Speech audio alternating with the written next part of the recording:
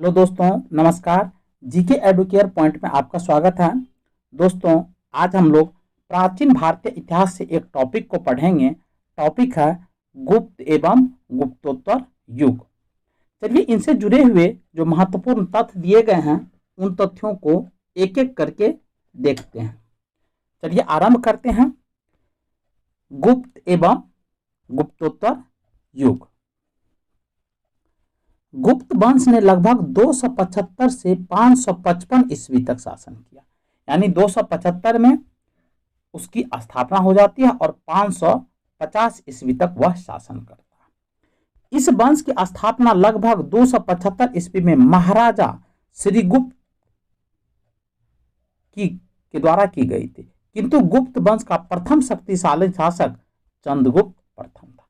यानी कह रहा है कि गुप्त वंश की जो स्थापना की 275 ईस्वी में वह श्रीगुप्त के द्वारा की गई थी, लेकिन इस वंश के जो सबसे शक्तिशाली शासक थे वह चंद्रगुप्त प्रथम था, जो प्रथम शक्तिशाली शासक थे, जिसने 319 से लेकर 335 ईस्वी तक शासन किया था। इसने अपनी महत्ता सूचित करने के लिए अपने पूर्वजों के विपरीत महाराजा धीराज की उपाधि धारण की थी। तो क्वेश्चन बन सकता है कि महाराजा धीराज की उपाधि किस वंश के शासकों ने धारण करना आरंभ किया था? तो इसका उत्तर होगा गुप्त वंश के शासकों ने। गुप्त संवत का प्रवर्तक चंद्रगुप्त प्रथम था। गुप्त संवत जो चलाया गया था वो चंद्रगुप्त प्रथम के द्वारा चलाया गया था, जो गुप्त वंश का प्रथम शासक था। इसकी प्रारंभिक तिथि प्रथम तो नहीं कह सकते हैं, चंद्रगुप्त प्रथम ये द्वितीय था, क्योंकि श्रीगुप्त ने स्थापित किया था गुप्त वंश को। तो गुप्त संवत का प्रवर्तक चंद्रगुप्त प्रथम था। इसकी प्रारंभिक तिथि 319 ईस्वी है। इतिहासकार विसेंट स्मिथ ने अपनी रचना early history of India, Vincent Smith के द्वारा लिखी गई बुक की नाम है अर्ली हिस्ट्री ऑफ इंडिया, में समुद्रगुप्त की वीरता एवं विजय पर मुग्ध होकर उसे भारतीय नेपोलियन की संज्ञा दी गई है। यानी विसेंट स्मिथ जो इतिहासकार थे उसने ही समुद्रगुप्त को नेपोलियन की संज्ञा दी है, भारतीय नेपोलियन की। इलाहाबाद का अशोक स्तंभ अभिलेख समुद्रगुप्त के शासन के बारे में सूचना प्रदान करता है। यानी इलाहाबाद से समुद्रगुप्त के अभिलेख मिला है। इलाहाबाद के अशोक स्तंभ अभिलेख जो लगभग 335 से 375 ईस्वी के आसपास के हैं, उसके समुद्रगुप्त के शासन के बारे में उसे जानकारी मिलती है। इस स्तंभ पर समुद्रगुप्त के सिंधी विग्रहिक यानी हरिसेन ने संस्कृत भाषा में प्रशंसात्मक वर्णन प्रस्तुत किया है, जिसे प्रयाग प्रशस्ति भी कहा गया है। यानी इसे ही प्रयाग प्रशस्ति भी कहा जाता है। समुद्रगुप्त के अशोक के जो स्तंभ लेख है जो इलाहाबाद से प्राप्त हुए हैं, इसमें समुद्रगुप्त के विजयों का, यानी उसने कौन कौन से युद्ध लड़े, उनमें कैसे विजय प्राप्त की, इनके बारे में जानकारी दी गई है। इस प्रशस्ति में समुद्रगुप्त के कुछ प्रशासनिक पदाधिकारियों के नाम मिलते हैं। यानी समुद्रगुप्त जब शासन कर रहा था तो उसके प्रशासन में जो अधिकारी थे उनके भी नाम इस अभिलेख से मिलता है। वे हैं, और ये जो अधिकारी थे उसका नाम है संधि विग्रहिक, खाद टपाकिक, कुमार मात तथा महादंड नायक। अशोक निर्मित यह स्तंभ मूलतः कौशाम्बी में स्थित था। अशोक के द्वारा लिखा गया ये जो बनाया गया स्तंभ था, जो इलाहाबाद स्तंभ है, वो कौशाम्बी में स्थित था, जिसे अकबर ने इलाहाबाद में स्थापित करवाया था। यानी ये स्तंभ पहले कौशाम्बी में था, बाद में अकबर ने इसे इलाहाबाद में स्थापित किया। इस स्तंभ पर जहांगीर के आदेश हैं तथा बीरबल का भी उल्लेख है। इस स्तंभ पर प्रयाग प्रशस्ति स्तंभ जो है उस पर कह रहा है कि जहांगीर जो आदेश दिए थे वो बातों का भी वर्णन है और बीरबल का भी उसमें उल्लेख किया गया है। गुप्त शासक चंद्रगुप्त द्वितीय जो विक्रमादित्य के नाम से प्रसिद्ध, यानी चंद्रगुप्त द्वितीय ने विक्रमादित्य की उपाधि धारण किया था, का एक अन्य नाम देवगुप्त भी मिलता है। इसका प्रमाण सांची एवं वाकाटक अभिलेख से मिलता है। यानी सांची और वाकाटक अभिलेख जो है वहां से जो अभिलेख मिलते हैं उससे देवगुप्त नाम मिलता है चंद्रगुप्त द्वितीय का। उसने अन्य नाम देवराज और देवश्री भी मिलते हैं। उनके अन्य नाम कह रहा है कि देवराज तथा देवश्री भी मिलते हैं। मेहरौली लेख के अनुसार चंद्र यानी चंद्रगुप्त द्वितीय ने विष्णुपद पर्वत पर विष्णु ध्वज की स्थापना कराई थी। दिल्ली में मेहरौली नामक स्थान से मेहरौली लोह स्तंभ लेख प्राप्त हुआ। दिल्ली में मेहरौली नामक स्थान है जो दक्षिण दिल्ली में अवस्थित है और वहीं से लोह स्तंभ के लेख प्राप्त हुए हैं जो वर्तमान में कुतुब मीनार के समीप है। वर्तमान में भी कुतुब मीनार के समीप वो स्थित है। इसमें चंद्र नामक किसी राजा की उपलब्धियों का वर्णन किया गया है। कहा गया है इस जो कुतुब मीनार का लेख है इसमें चंद नामक किसी राजा के उपलब्धियों का वर्णन किया गया है, जिसका समीकरण गुप्त वंश शासक चंद्रगुप्त द्वितीय से किया जाता है। गुप्त सम्राट चंद्रगुप्त द्वितीय विक्रमादित्य को शक विजेता कहा गया है। यानी गुप्त सम्राट जो चंद्रगुप्त द्वितीय था वो विक्रमादित्य की उपाधि धारण किया था, इसलिए उसको शक विजेता, और शक विजेता शक को जब वो हराया था उसके बाद उसने विक्रमादित्य की उपाधि धारण किया, इसलिए उसे शक विजेता भी कहा जाता है। पश्चिम भारत के अंतिम शक राजा रुद्र सिंह तृतीय को चंद्रगुप्त द्वितीय विक्रमादित्य ने 5वीं सदी के प्रथम दशक में परास्त कर पश्चिमी भारत में शक सत्ता का उन्मूलन किया था। शकों को हराने का कारण चंद्रगुप्त विक्रमादित्य की एक अन्य उपाधि साकिर भी है। यानी शक को जब हराया था तो उसने विक्रमादित्य की तो उपाधि धारण की ही, उसके बाद साकिर भी उसे कहा जाता है। उसने इस उपलक्ष्य में चांदी के सिक्के भी चलाए थे। यानी गुप्त शासक जो चंद्रगुप्त द्वितीय था उसने जब शक को हराया तो उपाधि तो धारण के विक्रमादित्य की, साकिर की, और चांदी के सिक्के भी चलाए थे। चांदी के सिक्के को गुप्त काल में रूपक यानी रुपयक कहा गया है। यानी गुप्त काल के जो सिक्के हैं उसको रूपक कहा गया है, जबकि मौर्य काल के जो सिक्के थे उनको पन कहा जाता था। यानी पन कहा जाता था। चंद्रगुप्त द्वितीय विक्रमादित्य के कुशल शासन की प्रशंसा चीनी यात्री फाहियान ने भी की है। चंद्रगुप्त द्वितीय जो थे वो बहुत अच्छे से शासन कर रहा था, कुशल शासक था, और उसकी प्रशंसा जब फाहियान द्वितीय उसी के चंद्रगुप्त द्वितीय के काल में जब भारत आता है तो उसने भी किया है। इनके नवरत्नों की प्रसिद्ध सर्वकालिक रही है। चंद्रगुप्त द्वितीय के दरबार में नवरत्न थे और उनकी भी चर्चा की गई। नवरत्नों में सर्वोत्कृष्ट महाकवि कालिदास थे। यानी कालिदास जो थे चंद्रगुप्त द्वितीय के महाकवि थे। अगले क्रम पर महान चिकित्सक धन्वंतरी भी थे। तीसरे खगोल वैज्ञानिक ब्राह्मीर भी थे और चौथे कोशकार डिक्शनरी निर्माण करता अमर सिंह, पांचवें वास्तुकार शंकु तथा छठे रत्न फलित ज्योतिष छपनक थे। यानी चंद्रगुप्त द्वितीय के दरबार में कालिदास भी थे, धन्वंतरी भी थे, ब्राह्मीर भी थे, अमर सिंह भी थे जो डिक्शनरी निर्माता थे, शंकु पांचवें वास्तुकार शंकु भी थे और रत्न फलित ज्योतिष छपनक भी थे। इसी प्रकार सातवें विद्वान व्याकरणज्ञ बर रुचि, आठवें जादूगर बेताल भट्ट तथा नौवें रत्न घटकरपर महान कूटनीतिज्ञ थे। कुमारगुप्त प्रथम महेंद्रादित्य, यानी कुमारगुप्त प्रथम की उपाधि महेंद्रादित्य था। लगभग 415 से लेकर 455 ईस्वी चंद्रगुप्त द्वितीय की पत्नी ध्रुव देवी से उत्पन्न बड़ा पुत्र था। चंद्रगुप्त द्वितीय जो था उसकी पत्नी का नाम था ध्रुव देवी और उन्हीं से उत्पन्न हुआ था कुमारगुप्त प्रथम, जिसने महेंद्रादित्य की उपाधि धारण की थी। इसके समय के गुप्तकालीन सर्वाधिक अभिलेख प्राप्त हुए हैं। यानी जब कुमारगुप्त प्रथम शासन कर रहा था तो इनके काल के भी बहुत सारे अभिलेख मिले हैं, जिनकी संख्या लगभग 18 बताई गई है। बिलसाड अभिलेख में कुमारगुप्त प्रथम तथा गुप्तों की वंशावली प्राप्त होती है। बिलसाड अभिलेख जो है वो कुमारगुप्त प्रथम से जुड़ा हुआ है और इसमें गुप्त की जो वंशावली है यानी उनके वंश के बारे में जानकारी मिलती है। बंगाल के 3 स्थानों से कुमारगुप्त कालीन ताम्रपत्र प्राप्त हुए हैं। ये है धनदेह ताम्रपत्र, दामोदर पूर्व ताम्रपत्र, बेग्राम ताम्रपत्र। कुमारगुप्त की स्वर्ण, रजत तथा ताम्र मुद्राएं प्राप्त होती है।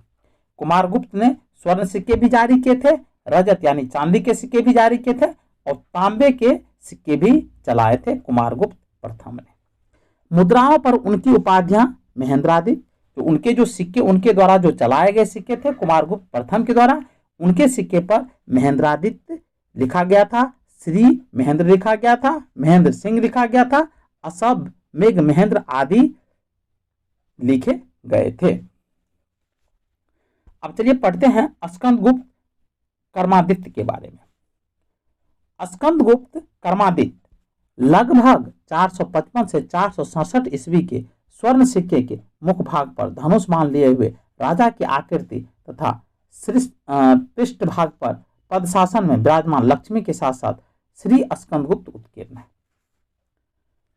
स्कंदगुप्त विक्रमादित्य के जो स्वर्ण सिक्के थे, यानी स्कंदगुप्त विक्रमादित्य जो थे उसने भी स्वर्ण सिक्के चलाया था और उसके स्वर्ण सिक्के पर धनुष बाण लिए हुए राजा की आकृति मिली है, बना हुआ था, और दूसरी तरफ लक्ष्मी की भी आकृति मिली है। सिक्कों के ऊपर गरुड़ ध्वज तथा उसकी उपाधि कर्मादित्य अंकित है, और सिक्के के ऊपर गरुड़ ध्वज भी था और उसकी राजा जो उपाधि धारण किया था कर्मादित्य वह भी अंकित है। भीतरी स्तंभ लेख में पुष्मित और हुनों के साथ स्कंदगुप्त के युद्ध का वर्णन मिलता है। भीतरी स्तंभ लेख जो है उसमें कहा गया है कि पुष्मित और हुन के बीच जो युद्ध हुआ था, पुष्मित और हुन के साथ जो स्कंदगुप्त का युद्ध होता है उनका भी वर्णन मिलता है। हुनों का पहला भारतीय आक्रमण गुप्त सम्राट स्कंदगुप्त के शासनकाल में हुआ था तथा स्कंदगुप्त के हाथों वे बुरी तरह परास्त हुए थे। कहा रहा है कि बहुत इंपॉर्टेंट प्रश्न है कि भारत में गुप्त वंश का कौन सा शासक था जिसके काल में पहली बार हुनों ने आक्रमण किया था, तो इसका उत्तर होगा स्कंदगुप्त। और स्कंदगुप्त ने उस युद्ध में हुनों को बहुत बुरी तरीके से हराया था। ईसा की 3री सदी से जब हुन आक्रमण से रोमन साम्राज्य का पतन हो गया तो भारतीय दक्षिण पूर्वी एशियाई व्यापार पर अधिक निर्भर हो गया था। कह रहा है कि ईसा की 3री सदी में जब हुन आक्रमण हुआ तो हुन रोमन साम्राज्य का जो पतन हुआ वह भी हुन आक्रमण के लिए जिम्मेदार था और भारतीय दक्षिण पूर्व एशिया व्यापार पर अधिक निर्भर हो गया था। यानी भारतीय जो था, जब रोमन साम्राज्य का पतन हो जाता है तो भारत के जो लोग थे वो दक्षिण पूर्व से जो एशिया के व्यापार चलता था एशिया से, उस पर निर्भर हो गया था क्योंकि रोमन के साथ उनका व्यापार अब खत्म हो गया था। आगे बढ़ते हैं। तोरमान भारत पर दूसरा हुन आक्रमण नेता था। तोरमान जो था हुन आक्रमणकारी था। मध्य भारत के एरन नामक स्थान से 12 प्रतिमाओं पर खुदा हुआ उसका लेख मिला है, जिसे पता चलता है कि धन्य विष्णु उसके शासन काल के प्रथम वर्ष में उसका सामान था। सामान का मतलब एक तरह का सेनापति मानिए। महिरकुल हुन शासक तोरमान का पुत्र और उत्तराधिकारी था। यानी तोरमान जो था वो दूसरे हुन आक्रमणकारी नेता था और उसका जो पुत्र था उसका नाम था महिरकुल और वह तोरमान का पुत्र था और उसका उत्तराधिकारी भी बाद में वो बनता है। महिरकुल अत्यंत क्रूर एवं अत्याचारी शासक था। महिरकुल जो था वह बहुत ही क्रूर था और अत्याचारी शासक था। चीनी यात्री ह्वेनसंग तथा मंदसौर लेख के साक्ष्य से ज्ञात होता है कि सर्वप्रथम गुप्त नरेश नरसिंह गुप्त बलादित्य ने लगभग 528 ईस्वी या कुछ स्रोतों के अनुसार 495 ईस्वी में के बाद मालवा नरेश यशोवर्धन द्वारा महिरकुल को बुरी तरह पराजित किया गया था। यानी गुप्त नरेश नरसिंह वर्मन गुप्त बलादित्य ने, जिनका नाम बलादित्य भी था, लगभग 528 ईस्वी या कुछ स्रोतों के अनुसार 495 ईस्वी के पश्चात मालवा नरेश यशोवर्धन द्वारा महिरकुल को बुरी तरह से पराजित किया गया था। यानी मालवा के जो नरेश थे यशोवर्धन, उसने महिरकुल को पराजित किया था। गुप्त काल में बंगाल में ताम्रलिपि एक प्रमुख बंदरगाह था। ताम्रलिपि जो बंदरगाह था वो बंगाल में था और जो गुप्त काल में था, जहां से इस बंदरगाह से यानी ताम्रलिपि बंदरगाह से उत्तर भारतीय व्यापार एवं साथ ही दक्षिण पूर्व एशिया, चीन, लंका, जावा, सुमात्रा आदि देशों के साथ व्यापार होता था। दक्षिण दक्षिण पूर्व एशिया में वर्तमान में आप लेंगे तो इंडोनेशिया का क्षेत्र आ जाता है, चीन आ जाएगा, श्रीलंका आ जाएगा। ये सभी क्षेत्र, जावा सुमात्रा जो है ये द्वीप है जो इंडोनेशिया में है, इन क्षेत्रों से व्यापार होता था। पश्चिम भारत का प्रमुख बंदरगाह भृगुकच्छ भरोच था, और पश्चिम भारत में जो बंदरगाह था वो भरोच था, जिसको भृगुकच्छ भी कहा जाता, जहां से पश्चिम देशों के साथ समुद्री व्यापार होता था। प्राचीन भारत की अर्थव्यवस्थाओं में श्रेणियों का विशेष महत्व था। प्राचीन काल में जो भारत की अर्थव्यवस्था थी, श्रेणी एक समूह होता था और इनका बहुत महत्व था। ये संगठन व्यापारियों द्वारा उनके व्यापार के समुचित संचालन के लिए स्थापित किए जाते थे। यानी श्रेणी जो था, व्यापारी समूहों के द्वारा एक श्रेणियां बनाई जाती थी, जो उनके व्यापार में जो किसी प्रकार की समस्या आती थी तो उनका वह निदान करता था, सही तरीके से व्यापार को संचालित करने में सहयोग प्रदान करता था। श्रेणियों का अपने सदस्यों पर न्यायिक अधिकार होता था। श्रेणियों के द्वारा ही सदस्यों के वेतन, काम करने के नियम, मानकों की कीमत तथा निर्धारण किया जाता था। श्रेणी ही जब न्याय भी देते थे और वेतन भी देते थे श्रेणी के सदस्यों को, काम करने के नियम भी तय करते थे, मानक एवं वस्तु का कीमत निर्धारण का काम भी वो करते थे। तो प्रत्येक श्रेणी का अपना एक प्रमुख होता था, और ये जो श्रेणियां थी इनका एक प्रमुख होता था, मालिक होता था। राजा का श्रेणियों के संचालन में कोई हस्तक्षेप नहीं होता था। श्रेणी जो चल रहा था, फल फूल रहा था, श्रेणी पर किसी प्रकार का राजा का कोई हस्तक्षेप नहीं होता था। श्रेणी अपने नियम स्वयं बनाती थी, और किस प्रकार व्यापार चलाना है, उसका संचालन करना है, ये सारे नियम श्रेणियां खुद बनाती थी। गुप्त काल में गुजरात, बंगाल, दक्कन तथा तमिलनाडु वस्त्र उत्पादन के लिए प्रसिद्ध था। गुप्त काल में कह रहा है, गुजरात में, बंगाल में, दक्कन में और तमिलनाडु में वस्त्र उद्योग थे, जो जहां पर वस्त्र का उत्पादन होता था और बहुत ही फेमस था। वस्त्र उद्योग गुप्त काल का प्रमुख उद्योग था। गुप्त काल का सबसे प्रमुख उद्योग कौन था? तो वस्त्र उद्योग ही था। गुप्त काल में अंतर्राष्ट्रीय व्यापार के प्रमुख केंद्र थे ताम्रलिप्ति, भृगुकच्छ, अरिकामेडु, कावेरीपट्टनम, मुजिरिस, प्रतिष्ठान, सोपरा, बारबेरिकम। ये सभी जो थे ये अंतर्राष्ट्रीय यानी विदेशों से जो व्यापार होता था भारत के साथ, उनका ये प्रमुख केंद्र, इंटरनेशनल सेंटर था। आयुर्वेद तथा चिकित्सा के क्षेत्र में प्राचीन भारत की चरम परिणति चरक और सुश्रुत में मिलती है। तथा आयुर्वेद और चिकित्सा के क्षेत्र में प्राचीन भारत ने बहुत ही प्रगति की थी, और इसका जो जानकारी मिलता है वो चरक एवं सुश्रुत में मिलती है। धन्वंतरी चंद्रगुप्त द्वितीय विक्रमादित्य के नवरत्नों में से एक था। हमने पहले भी पढ़ा है कि चंद्रगुप्त के दरबार में, चंद्रगुप्त द्वितीय के दरबार में 9 रत्न रहते थे, जिसमें से एक धन्वंतरी भी था। और ये धन्वंतरी जो थे ये आयुर्वेद शास्त्र के प्रकांड पंडित थे। आयुर्वेद के इनके पास बहुत ज्यादा नॉलेज था, प्रकांड पंडित थे। भास्कराचार्य जो थे ये खगोल विज्ञान एवं गणितज्ञ थे, यानी पृथ्वी के बारे में, सूर्य के बारे में, प्लानेट ग्रह के बारे में, उपग्रह के बारे में इनके पास बहुत ज्यादा जानकारी थी। खगोल विद्या के ये बड़े विद्वान थे, और गणित के बारे में भी बहुत ज्यादा नॉलेज था इनके पास, भास्कराचार्य के पास।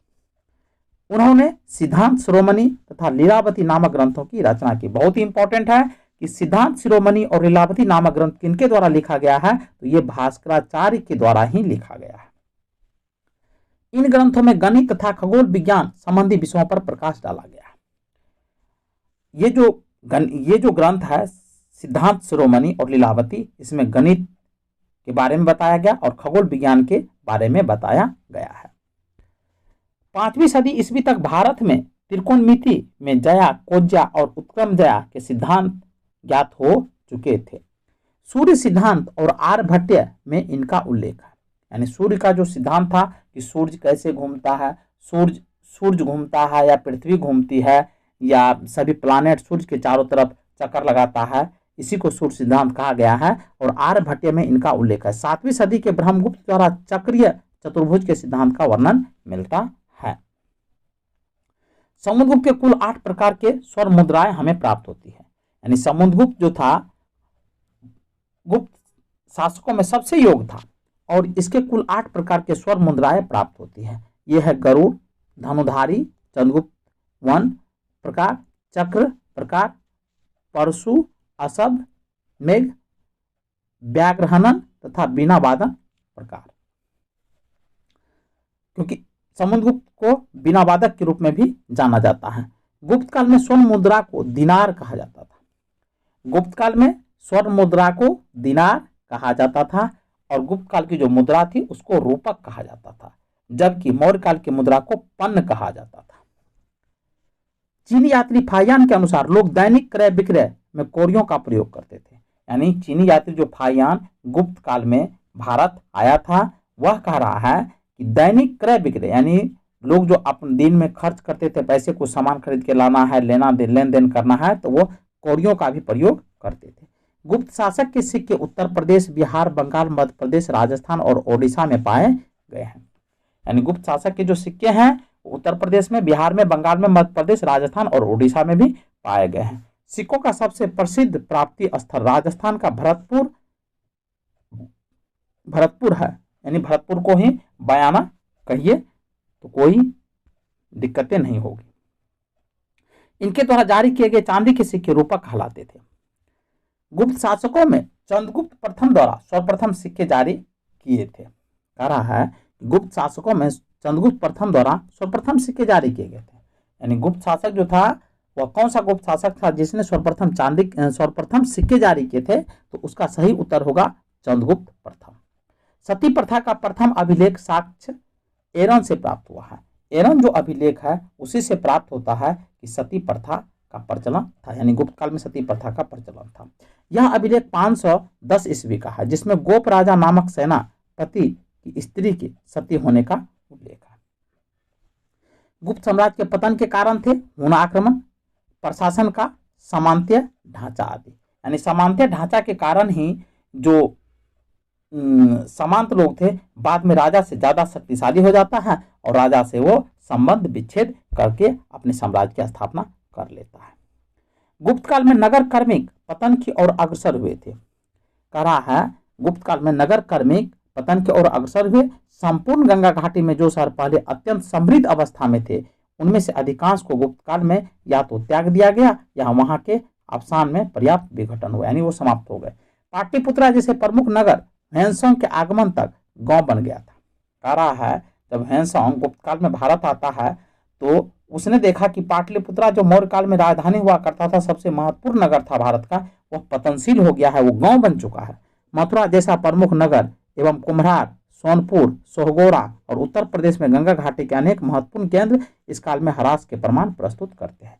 यानी कुम्हरार था, सोनपुर था, सोहगोरा था, उत्तर प्रदेश के गंगा घाटी में अनेक महत्वपूर्ण ऐसे नगर थे जो बिल्कुल समाप्त हो चुके थे। गुप्त काल में कला एवं साहित्य में हुई प्रगति के आधार पर इस काल को प्राचीन भारत का स्वर्ण युग कहा जाता है। गुप्त काल में कला और साहित्य में काफी प्रगति हुई थी। कला जो था गुप्त काल के लिए स्वर्ण युग कहलाता है और साहित्य के विकास के लिए भी स्वर्ण युग कहलाता है, और इसीलिए कह रहा है यह स्वर्ण युग के नाम से जाना जाता था। अजंता की 3 गुफाएं जो 16वीं, 17वीं और 19वीं गुप्तकालीन मानी जाती है। 16वीं, 17वीं और 19वीं जो गुफा है ये गुप्त काल में बनाई गई थी। इनमें 16वीं तथा 17वीं गुफाएं बिहार और 19वीं गुफा चैत्य है। बिहार वह होता था जहां पर अनुयायी लोग रहते थे और चैत्य वो होते थे जहां पर उनकी ईश्वर की पूजा की जाती थी। आगे देखते हैं, गुप्त वंश के शासकों ने मंदिरों एवं ब्राह्मणों को सबसे अधिक ग्राम अनुदान में दिए थे। कह रहा गुप्त वंश में शासकों द्वारा मंदिर और ब्राह्मणों को सबसे ग्राम अनुदान में दिए गए थे। गुप्त काल में जो लोग राजकीय भूमि पर कृषि करते थे उन्हें अपनी उपज का एक भाग राजा को कर के रूप में देना पड़ता था। गुप्त काल में जो लोग राज के द्वारा जो भूमि प्रदान की जाती थी उस पर जो कृषि कार्य करते थे उसके बदले में उसे उपज का जो एक भाग होता था वो राजा को कर के यानी टैक्स के रूप में देता था, जो समानता षष्ठांश तक होता था, यानी 6ठे भाग तक भी हो सकता था। गुप्त अभिलेख में भूमि कर को उदंग्र तथा भाग कर कहा गया है। गुप्त काल में जो भूमि से टैक्स लिया जाता था उसे या तो उदंग्र कहा जाता था या भाग कर तथा भाग कर भी कहा जाता है, यानी दोनों कहा जाता था। प्रायः सभी धर्मशास्त्रियों में भूराजस्व की दर 1/6 उपज का 6ठा भाग थी, और जितने धर्मशास्त्र के लोग थे उनको कह रहा है 1/6 भाग टैक्स के रूप में दिया जाता था। प्राचीन भारत में सिंचाई कर को विदक भागस अथवा उदक भागक कहा गया। प्राचीन भारत में जो सिंचाई पर टैक्स लिया जाता था, सिंचाई के बदले जो टैक्स लिया जाता था, उसे विदक भागम या उदक भाग कहा गया था। हिरण्य मौर्य काल में लिया जाने वाला नगद कर था। हिरण्यक जो था मौर्य काल में लिया जाने वाला कर था। मौर्य काल में जो शासक टैक्स लेते थे और जो नगद में लेते थे उसको हिरण्यक कहा जाता था। गुप्त एवं गुप्तोत्तर काल में रेशम के लिए केस्य शब्द का प्रयोग होता है, यानी गुप्त काल में रेशम को केस्य कहा गया है। तीसरी शताब्दी में वारंगल लोहे के यंत्रों उपकरणों हेतु प्रसिद्ध था, यानी तीसरी शताब्दी में वारंगल जो था वहां लोहे का औजार बनाए जाते थे, उनके उपकरण बनाए जाते थे, लोहे के औजार बनाने के उद्योग स्थापित था वारंगल में। गुप्त काल में लिखित संस्कृत नाटकों में स्त्री और शूद्र प्राकृतिक भाषा बोलते थे, जबकि उच्च वर्ण के लोग संस्कृत भाषा बोलते थे।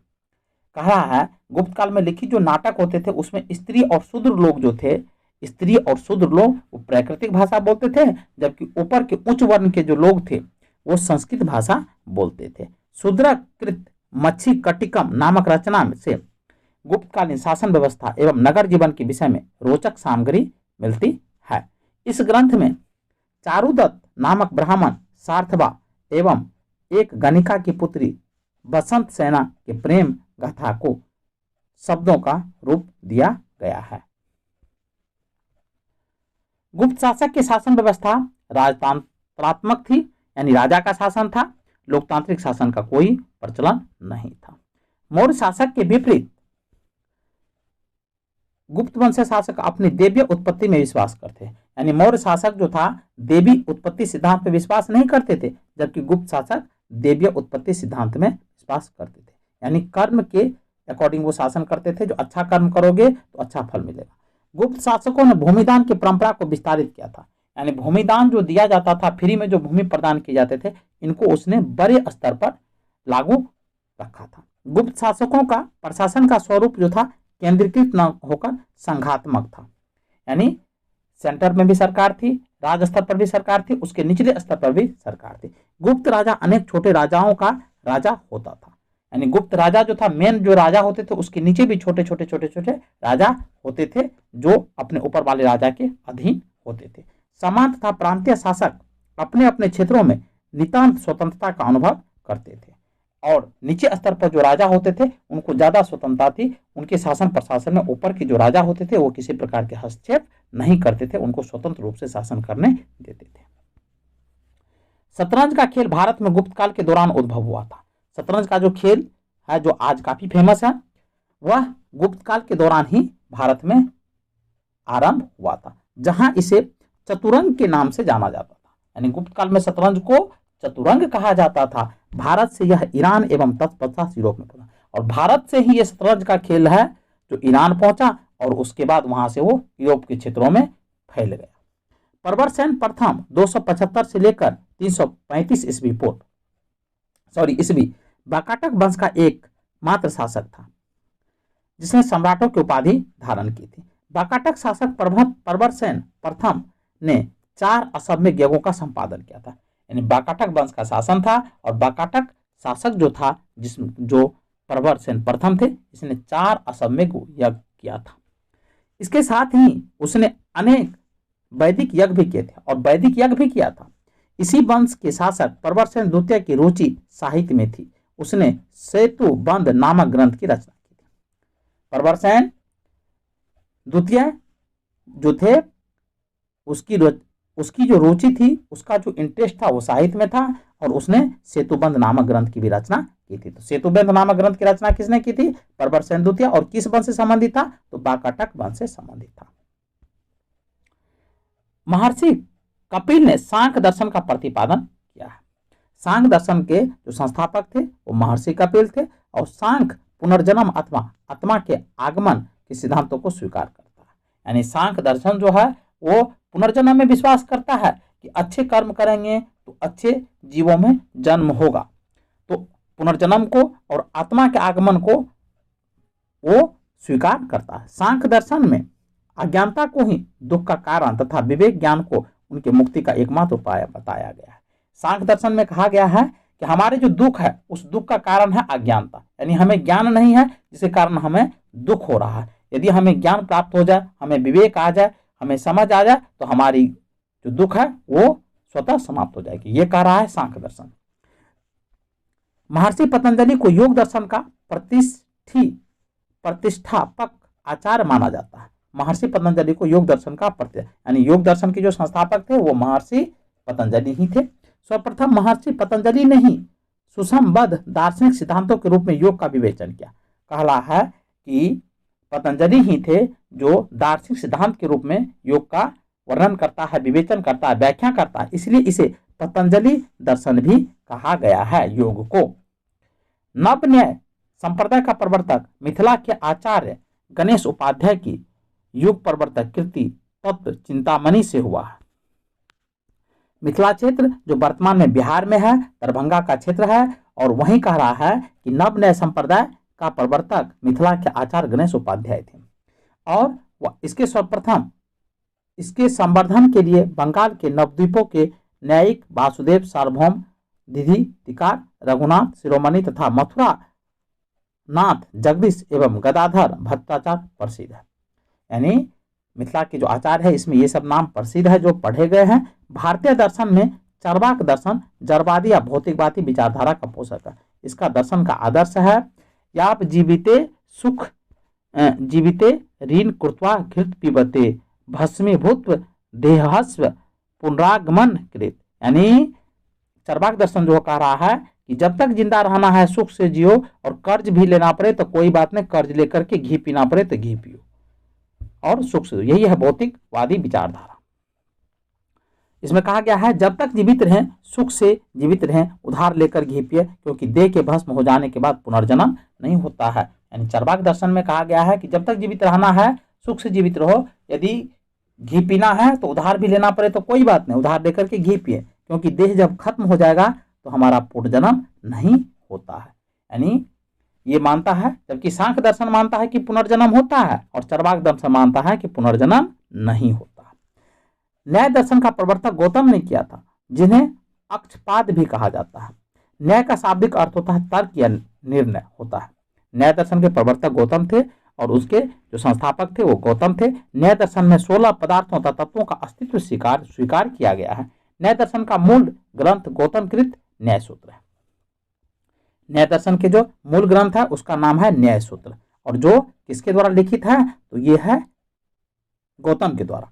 कर्म का सिद्धांत मीमांसा दर्शन से संबंधित है। कर्म का सिद्धांत जो है ये मीमांसा दर्शन से संबंधित है। इसे पूर्व मीमांसा, कर्म मीमांसा या धर्म मीमांसा भी कहते हैं। जैमिनी ने पूर्व मीमांसा का प्रतिपादन किया था। जैमिनी ने पूर्व मीमांसा का प्रतिपादन किया था। मीमांसा के प्रखर एवं उद्भट आचार्य कुमारिल भट्ट को जिनकी गणना भारतीय दर्शन के मधुरण्य आचार्यों में की जाती है, और जिन्होंने अपने प्रमुख तर्कों से बौद्ध धर्म तथा दर्शन का खंडन करके वैदिक धर्म तथा दर्शन की पुनः प्रतिष्ठा की, पूर्व मीमांसा और वेदांत के बीच की श्रृंखला माना जा सकता है। मीमांसा दर्शन वेद को शाश्वत सत्य मानता है। मीमांसा दर्शन जो है वेद को सदा सत्य मानता है। पूर्व मीमांसा दर्शन में वेद के कर्मकांड भाग पर विचार किया गया है, और उत्तर मीमांसा में वेद के ज्ञान कांड भाग पर विचार किया गया। मीमांसा और वेदांत, न्याय और वैशेषिक तथा सांख्य और योग भारतीय षड्दर्शन के भाग है। यानी मीमांसा, वेदांत, न्याय, वैशेषिक, सांख्य, योग, ये सभी भारतीय दर्शन जो है, षड्दर्शन जो है, इनके पार्ट है, भाग है। वेदों को मान्यता देने के कारण ही सांख्य, योग, न्याय, वैशेषिक पूर्व मीमांसा और वेदांत उत्तर मीमांसा, षड्दर्शन आस्तिक दर्शन कहे जाते हैं। आस्तिक दर्शन कहे जाते हैं।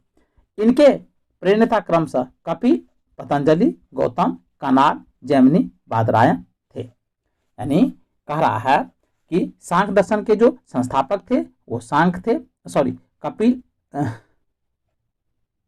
सांख्य दर्शन के संस्थापक कपिल थे, योग के पतंजलि थे, न्याय के गौतम थे, वैशेषिक के कनाद थे, पूर्व मीमांसा के जैमिनी थे, और वेदांत उत्तर मीमांसा के बादरायण थे। वेदांता दर्शन को भारतीय विचारधारा की पराकाष्ठा माना जाता है। वेदांता दर्शन जो है, वेदांत दर्शन जो है उसे भारतीय विचारधारा भारतीय विचारधारा की पराकाष्ठा माना जाता है। वेदांत का शाब्दिक अर्थ है वेद का अंत। वेदांत का अर्थ है वेद का अंत, वैदिक विचारधारा की पराकाष्ठा। ठीक, वेदांत दर्शन के 3 आधार है, उपनिषद, ब्रह्मसूत्र और भागवत गीता। वेदांत दर्शन के जो आधार है वो है उपनिषद, ब्रह्मसूत्र और भागवत गीता। इन्हें वेदांत दर्शन की प्रस्थान त्रयी कहा गया है। कई सूक्ष्म भेदों के आधार पर इसके कई उपसंप्रदाय एवं इसके प्रवर्तक हैं, जैसे शंकराचार्य का अद्वैतवाद, रामानुज का विशिष्टाद्वैतवाद, मध्वाचार्य का द्वैतवाद। पुराणों के अनुसार चंद्रवंश क्षत्रिय वर्ण के 3 मूल वंशों, जिसमें अन्य 2 है सूर्यवंश और अग्निवंश, में से एक था। यानी चंद्रवंश जो था वो क्षत्रिय वंश के 3 मूल वंशों में से एक वंश था। चंद्रवंशीय शासकों का मूल स्थान त्रेता युग में प्रयाग में था। प्रयाग, जिनको वर्तमान में पहले इलाहाबाद कहा जाता था, आज उसको प्रयाग कहा जाता है। परंतु प्रलय के पश्चात जब प्रलय आता है तो द्वापर युग में चंद्रवंशीय सावरण ने प्रतिष्ठानपुर, वर्तमान जिसे झांसी या इलाहाबाद, यानी प्रतिष्ठानपुर में राजधानी की स्थापना की थी। और प्रतिष्ठानपुर का मतलब है जिसको झांसी इलाहाबाद कहा जाता है, सॉरी झूसी या इलाहाबाद, झूसी और इलाहाबाद। चलिए आगे बढ़ते हैं। अग्निकुल के राजपूतों का सर्वाधिक प्रसिद्ध प्रतिहार वंश था। गुर्जरों की शाखा से संबंधित होने के कारण इतिहास में इसे गुज्जर प्रतिहार वंश के नाम से जाना जाता है। गुज्जर जाति का प्रथम उल्लेख पुलकिशन द्वितीय के ऐहोल लेख में हुआ है। यानी गुज्जर जाति के बारे में जो सर्वप्रथम जानकारी प्राप्त मिलती है वह पुलकिशन द्वितीय के जो ऐहोल से अभिलेख मिला है वहां से मिलती है। बाणभट्ट ने हस्तचरित लिखी थी, इसीलिए कहा जाता है बाणभट्ट के हस्तचरित में भी गुज्जरों का उल्लेख मिलता है। तो पहला जो है गुज्जर का उल्लेख पुलकिशन द्वितीय के ऐहोल अभिलेख से मिलता है, और दूसरा जो जानकारी के स्रोत है गुज्जर के बारे में वो हस्तचरित से मिलती है, जो हस्तचरित ग्रंथ की रचना बाणभट्ट के द्वारा की गई थी। गुज्जर प्रतिहार वंश के संस्थापक नागभट्ट प्रथम था। यानी गुज्जर प्रतिहार वंश की जो स्थापना की थी वो नागभट्ट प्रथम ने किया था 730 ईस्वी में, और 756 ईस्वी तक वह शासन करता है। ग्वालियर अभिलेख से पता चलता है कि उसने मलेच्छ शासक के विशाल सेना को नष्ट कर दिया था।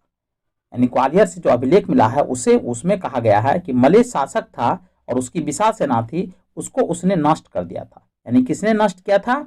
नागभट्ट प्रथम ने, जो संभवतः सिंध और अरब का शासक था। यानी मलेच्छ शासक जो था उस समय कहां पर शासन करता था? तो सिंध और अरब पर शासन करता था, और उनको नष्ट करके नागभट्ट प्रथम ने गुज्जर प्रतिहार वंश की स्थापना करता है। इस प्रकार नागभट्ट ने अरबों के आक्रमण से पश्चिम भारत की रक्षा भी की थी, और इसलिए कहा जाता है कि नागभट्ट प्रथम ने अरब जो आक्रमणकारी थे, जो मलेच्छ जाति के थे, उनसे पश्चिम भारत की रक्षा भी की थी। राष्ट्रकूट वंश की स्थापना 736 ईस्वी में दंती दुर्ग ने की थी। राष्ट्रकूट वंश की स्थापना 736 ईस्वी में दंती दुर्ग ने की थी। उसने मानखेड़ को अपनी राजधानी बनाई थी। दंती दुर्ग के संबंध में कहा जाता है कि उज्जैनी, जो वर्तमान में मध्य प्रदेश में है, उज्जैनी में उसने हिरण्यगर्भ महादान यज्ञ करवाया था। यानी दंती दुर्ग ने उज्जैन में महादान यज्ञ करवाया था। राष्ट्रकूट राजा अमोघवर्ष प्रथम का जन्म 800 ईस्वी में नर्मदा नदी के किनारे श्री भावन नामक स्थान पर सैनिक छावनी में हुआ था। यानी राष्ट्रकूट वंश के जो राजा थे, जिसका नाम अमोघवर्ष प्रथम है, उसका जन्म नर्मदा नदी के तट पर हुआ था और सैनिक छावनी में हुआ था। इसी समय इसके पिता राष्ट्रकूट राजा गोविंद तृतीय उत्तर भारत के सफल अभियानों के बाद वापस लौट रहे थे। यानी कह रहा है जब अमोघवर्ष प्रथम का जन्म हुआ था तो उनके पिता का नाम था गोविंद तृतीय, और उसने राष्ट्रकूट राजा उसने उत्तर भारत के सफल अभियान किया था और वहां से वो वापस लौट रहे थे। मोखरी गुप्तों के सामंत थे। मोखरी जो था वो गुप्त के सामंत थे जो मूलतः गया के निवासी थे। मोखरी वंश जो गया वर्तमान में बिहार में है उन क्षेत्रों के ऊपर शासन किया था।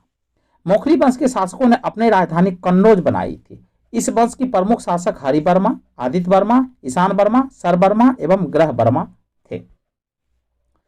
मोखरी वंश जो है गया पर शासन किया था, उसने अपनी राजधानी कन्नौज को बनाया था और कह रहा है हरि वर्मा, आदित्य वर्मा, ईशान वर्मा, सर्व वर्मा और ग्रह वर्मा इसके प्रमुख शासक रहे थे। हर्ष के समय की विस्तृत सूचना, यानी हर्ष जो शासन कर रहा था, हर्ष के समय के बारे में विस्तृत सूचना इसके दरबारी कवि बाणभट्ट के कृत हर्षचरित से प्राप्त होती है। यानी हर्षचरित जो है वो बाणभट्ट के द्वारा लिखी गई ग्रंथ है और बाणभट्ट जो था हर्ष का दरबारी कवि था। इससे जुड़ी कुछ सूचनाएं कलहन कृत राजतरंगिणी में भी मिलती है। यानी हर्ष के बारे में और जानकारी के स्रोत है वो कलहन के द्वारा जो राजतरंगिणी ग्रंथ लिखी गई है उनसे भी मिलती है। चीनी स्रोतों से पता चलता है कि हर्ष एवं राजश्री दोनों साथ कन्नौज की राज सिंहासन पर बैठते थे। चीन के स्रोतों से पता चलता है कि हर्ष और राजश्री दोनों एक साथ कन्नौज के राज सिंहासन पर बैठते थे। हर्ष ने अपनी राजधानी थानेश्वर से कन्नौज हस्तांतरित की थी। यानी कह रहा है हर्ष ने पहले उसकी राजधानी थानेश्वर थी, अब बाद में उसने कन्नौज लाया था ताकि वह राजश्री को प्रशासनिक कार्यों में पूरी सहायता प्रदान कर सके। और वो राजधानी क्यों लाया था थानेश्वर से कन्नौज? हर्ष ने जो राजश्री जो थी उनको प्रशासनिक कार्य में सहायता प्रदान करने के लिए। अन्य धर्मों से महायान की उत्कृष्टता सिद्ध करने के लिए हर्ष ने कन्नौज में विभिन्न धर्मों एवं संप्रदायों के आचार्यों की एक विशाल सभा बुलाई।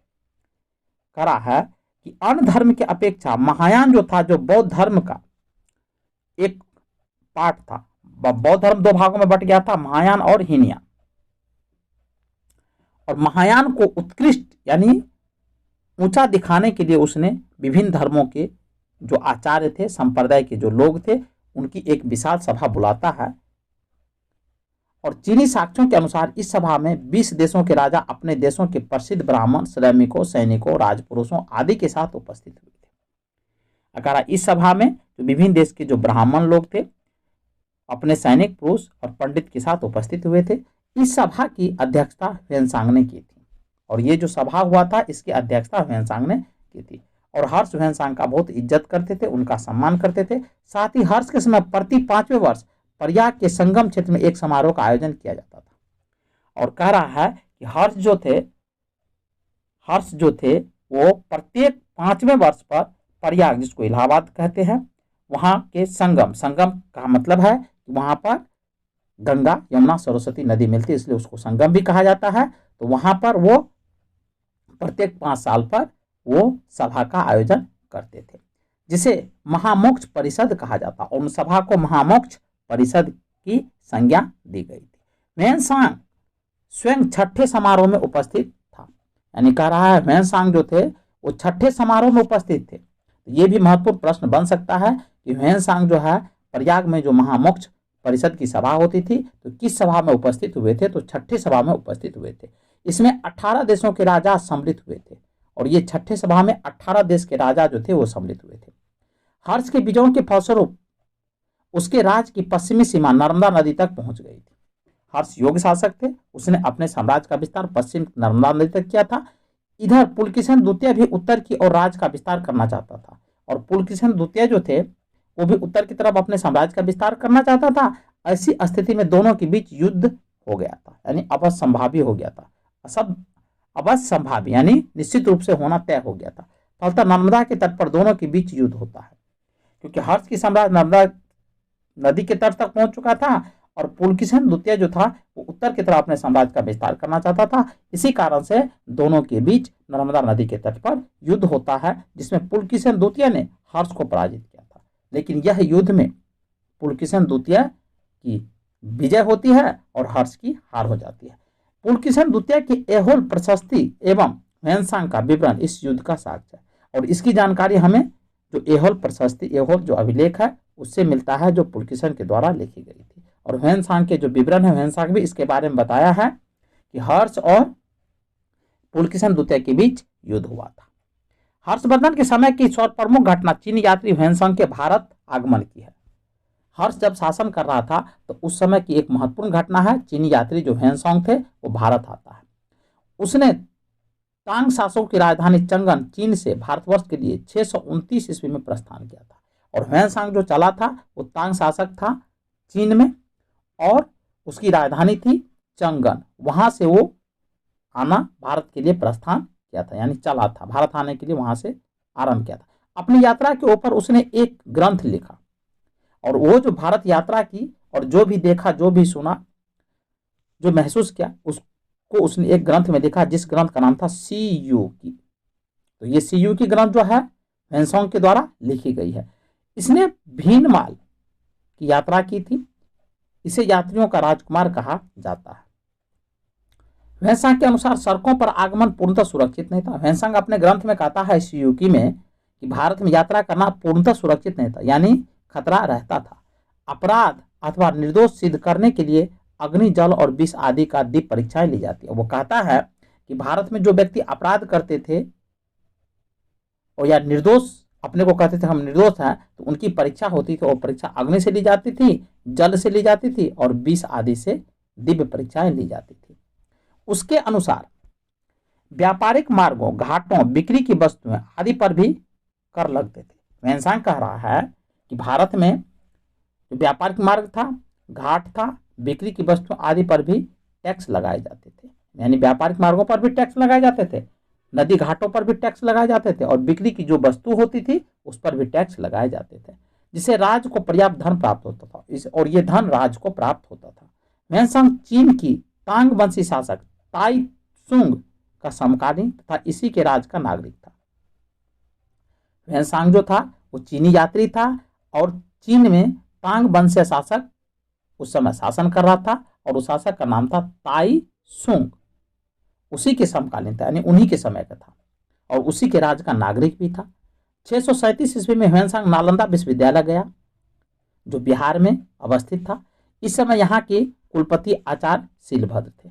जब ह्वेनसांग नालंदा विश्वविद्यालय बिहार जाता है तो वहाँ के जो कुलपति थे वो शीलभद्र थे। ह्वेनसांग के अनुसार मथुरा उस समय सूती वस्त्रों के लिए प्रसिद्ध था। ह्वेनसांग कहता है अपने ग्रंथ सीयूकी में कि मथुरा जो था सूती वस्त्र के बहुत प्रसिद्ध था, जबकि वाराणसी रेशम वस्त्रों के लिए प्रसिद्ध था। वाराणसी यानी बनारस जो था वो रेशम वस्त्र के लिए प्रसिद्ध था। ह्वेनसांग बताता है कि थानेश्वर की समृद्धि का प्रधान कारण वहाँ का व्यापार ही था। थानेश्वर के बारे में ह्वेनसांग कहता है कि वह थानेश्वर शब्द का प्रधान कारण वहां थानेश्वर में व्यापार होता था। बाण ने थानेश्वर नगरी के अतिथियों के लिए चिंतामणि भूमि तथा व्यापारियों के लिए लाल भूमि बताया है।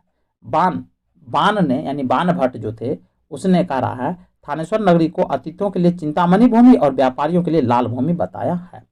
हर्ष की मृत्यु के बाद कन्नौज विभिन्न शक्तियों के आकर्षक का केंद्र हो गया था। हर्ष जो शासक था, हर्ष की जब मृत्यु हो जाती है तो कन्नौज जो है विभिन्न शक्तियों के आकर्षक का केंद्र बन जाता है। यानी अन्य वंश जो भारत पे शासन कर रहे थे वो सभी की इच्छा थी कि कन्नौज को अपने अधीन करे, उन पर कब्जा करे।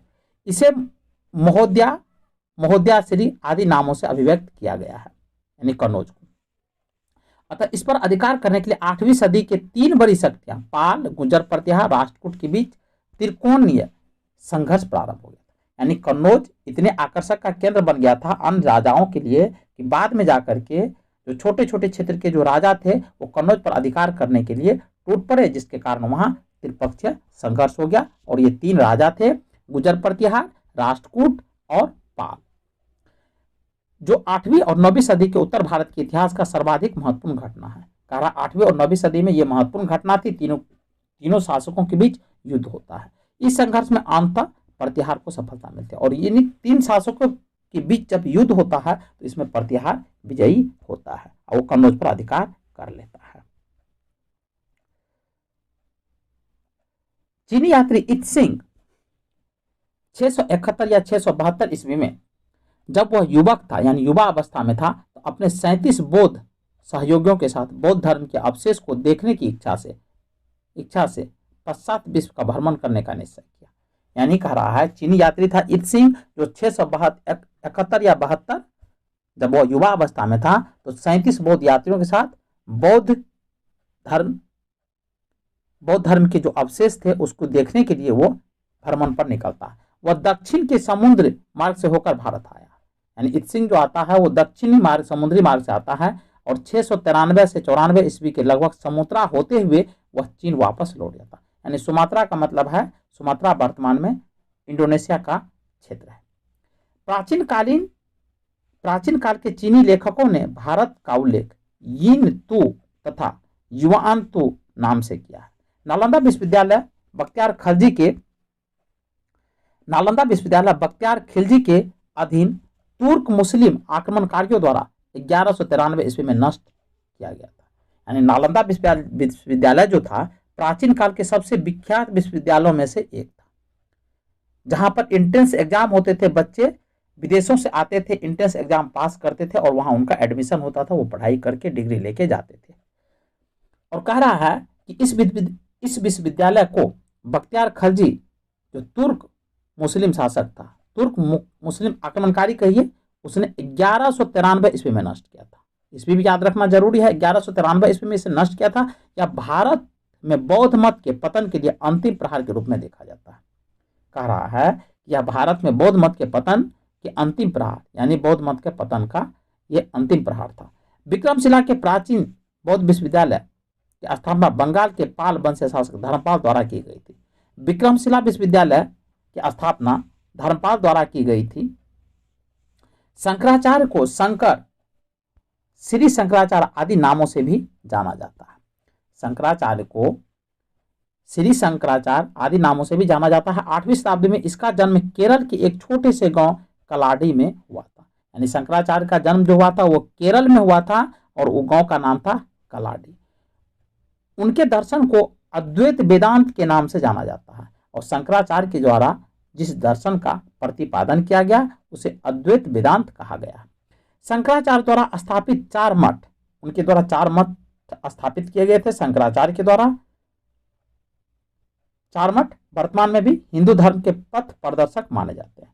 ये जो 4 मठ थे वो हिंदू धर्म को बढ़ावा देने के लिए स्थापित किया गया था और ये हिंदू धर्म के पथ प्रदर्शक थे, यानी उनको रास्ता दिखाने वाले थे हिंदू धर्म को। इनका विवरण इस प्रकार है। पहला मठ तो था श्रृंगेरी जो कर्नाटक में है, कर्नाटक यानी दक्षिण में है। दूसरा है द्वारका जो गुजरात में है, ये पश्चिम में है। और तीसरा है पुरी जो ओडिशा में है, ये पूर्व में स्थित था। और चौथा थे ज्योतिर्मठ जो जोशीमठ उत्तराखंड में उत्तर में है। तो चारों दिशा में उसने 4 मठ की स्थापना किया था, उत्तर पश्चिम, पूर्व पश्चिम, उत्तर दक्षिण में। 4 धाम में बद्रीनाथ, द्वारका, पुरी तथा रामेश्वरम आते हैं। और 4 धाम की जब बात की जाएगी तो बद्रीनाथ, द्वारका, पुरी और रामेश्वरम आते हैं। जबकि छोटा 4 धाम में उत्तराखंड में स्थित है गंगोत्री, यमुनोत्री, केदारनाथ और बद्रीनाथ। यानी छोटा 4 धाम की बात हो तो गंगोत्री, यमुनोत्री, केदारनाथ और बद्रीनाथ की नाम हम बता सकते हैं। और बड़े 4 धाम की बात हो तो उसमें बद्रीनाथ, द्वारका, पुरी और रामेश्वरम आते हैं। तो चलिए दोस्तों मिलते हैं फिर नए टॉपिक के साथ, तब तक के लिए जय हिंद, नमस्कार।